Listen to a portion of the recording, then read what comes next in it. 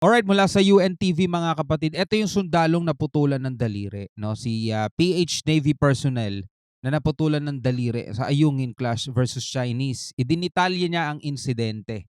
So ito mga kapatid, malalaman natin kung ano yung totoong mga pangyayari at nangyari dito. At ayan ang ating panonoorin at bibigyan natin ng reaction video and commentary. Pero bago natin to simulan, huwag mong kalimutan mag-subscribe mga kapatid. At kung bago ka pa lamang dito, trip mo yung mga ganitong klaseng reaction video, click mo na rin yung notification bell para ma-notify ka kapag may mga ganitong reaction tayo mga tol, no? So wag na natin patagalin pa. Panoorin na natin to. Hindi siyang may tawag na aksidente, ma'am eh. Intentional, ma'am eh. Hindi talaga. Intentional yung pagbangga, pagbutas, pagsira. Personal na ikinuwento ni Seaman Yan, no? First Class Underwater Operator Jeffrey Facundo ang nangyari sa rotation at resupply mission Aurore sa BRP Sierra Madre sa Ayungin Shoal noong June 17. Isa si Facundo sa mga sundalong dapat papalit para magbantay sa nakasadsad na barko. 5 minuto pa lang umano mula nang dumating sila sa BRP Sierra Madre alas 6 ng umaga sakay ng rigid hull inflatable boat o RIB nang bigla na lang umanong sumugod ang aabot sa 8 RIB ng China. Grabe, dami. Pagkarating po nila agad, wala na pong warning, diniretso na yung pagbangga po. Nagbanggaan na po. Yung kabilang rib, ma'am, sila, inaana na ma'am, binabangga na tapos tinutusok na yung mismong tube ng yung mga nakatali, yung tali na tinali sa Sierra Madre po, pinagpuputol po nila ma'am. Pero hindi naman pumapayag yung tropa ma'am, putulin nila, karoon na ng konting labanan doon ma'am. Pero wala tayong armas na gamit. Yan, no? Nang Kita, di ba? Kitang-kita mga tol. Pero ang sinasabi ng China, sila daw ang binabangga. Sinungaling talaga. Armas na gamit. Yan, oo. Nang bumuelo umano ang isa sa mga bangka ng China Coast Guard o CCG para banggain ang kanilang sinasakyang bangka, dito na umano nadali ang kanyang hinlalaking daliri. Yun na pala yun. Yung pagkakataong yun, doon na nadali yung daliri niya.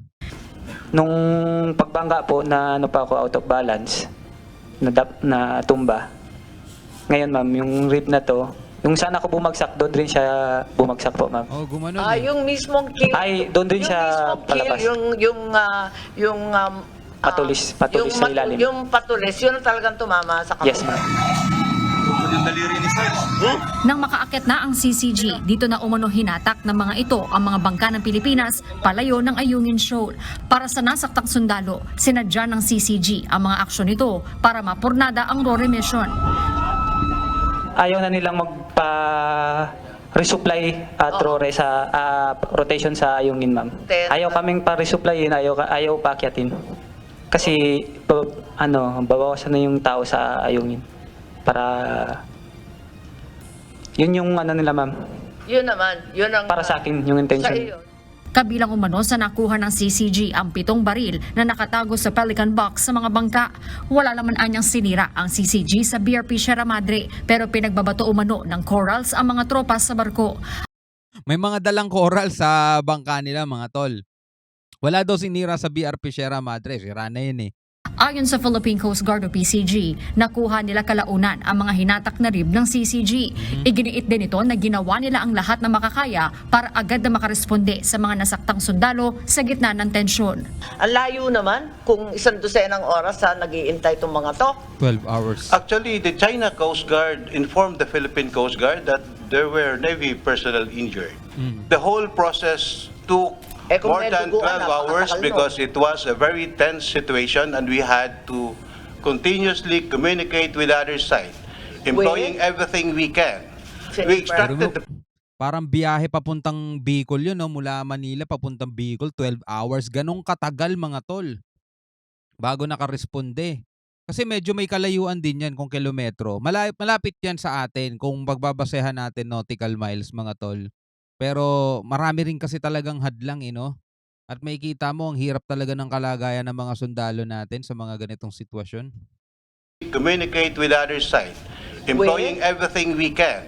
We extracted the personnel, we provided medical aid, and we towed the destroyed boats. All the requirements needed by the military was provided by the Coast Guard at the time. I just would like to disabuse public minds that the Coast Guard was late. We were there. Ipinagtaka naman ni Senator Amy Marcos ang naunang pahayag ni Executive Secretary Lucas Bersamin Yan. na posibleng bunga ng misunderstanding o hindi pagkakaunawaan ang Hindi ko insidente. nagustuhan yun. Ano ba nangyari dyan? Parang walang proper verification, sinalang siya sa presko, nagsalita siya, ngayon Tama. dinalaglag ng lahat.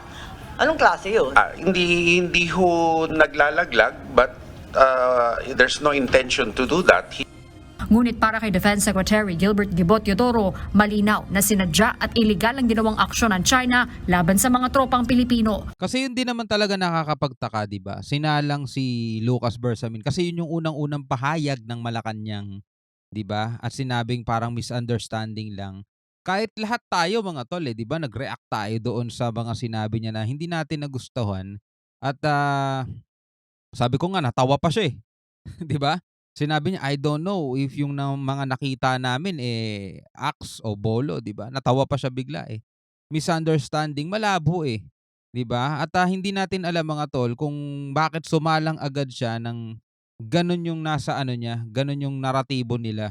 Tapos biglang pagsalang naman ni DND Secretary Gibot Teodoro naman, binabawi nila at sinasabi nilang hindi misunderstanding, yung sinadya talaga 'yon. Malinaw na sinadya at iligal ang ginawang aksyon ng China laban sa mga tropang Pilipino. A deliberate, aggressive action by China and an illegal use of force. So it is not a misunderstanding or an accident. Ayon kay Foreign Affairs Secretary Enrique Manalo, magkakaroon sila ng pulong sa kanilang China counterparts bilang bahagi ng bilateral consultation mechanism for the South China Sea para pag-usapan ng issue. Ngunit aminado ang DFA na malaking hamon sa kanila ang pagkikipagdialogo sa China sa gitna ng agresyon nito sa West Philippine Sea. We are not blind to the incidents which are happening, and we will ensure that whatever confidence-building measures we achieve, they will be not at the expense of the promotion of our sovereignty, sovereign rights, as well as our rights and jurisdiction in the West Philippine Sea.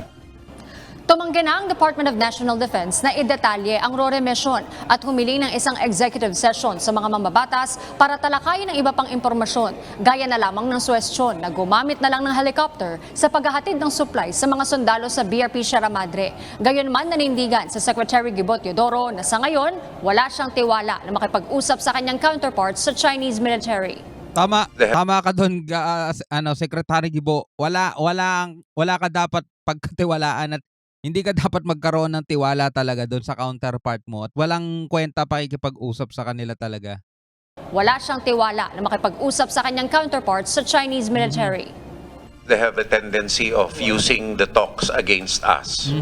They have not proven a level of good faith Tama. that would warrant our sensitive department to talk to them.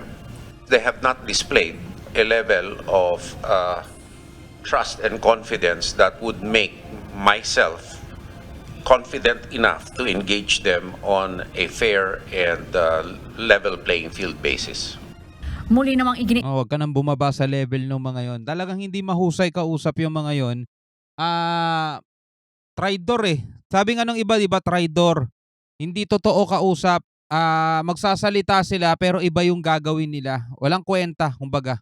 Niit ng China na sakop ng kanilang teritoryo ang Ayungin Shoal at nanawagan sa Pilipinas na tigilan na ang anyay provocations. Dapat din nilang isaayos ang maritime differences sa pagitan ng dalawang bansa sa pamamagitan ng negosasyon at konsultasyon at magtulungan para sa pagtataguyod ng kapayapaan sa South China Sea.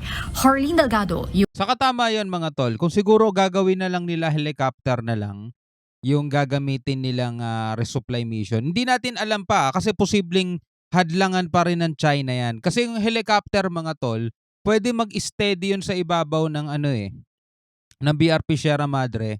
Tapos ibababa dahan-dahan yung mga supply. Hindi katulad nung airdrop. Talagang mabilisan kasing dadaan yung eroplano doon. At yung nangyaring airdrop nga nitong nakaraan, 'di ba, nakipag-agawan pa yung Chinese Coast Guard ng ng mga supplies. Tapos nung nakita nilang pagkain, pinagtatapon nila sa dagat.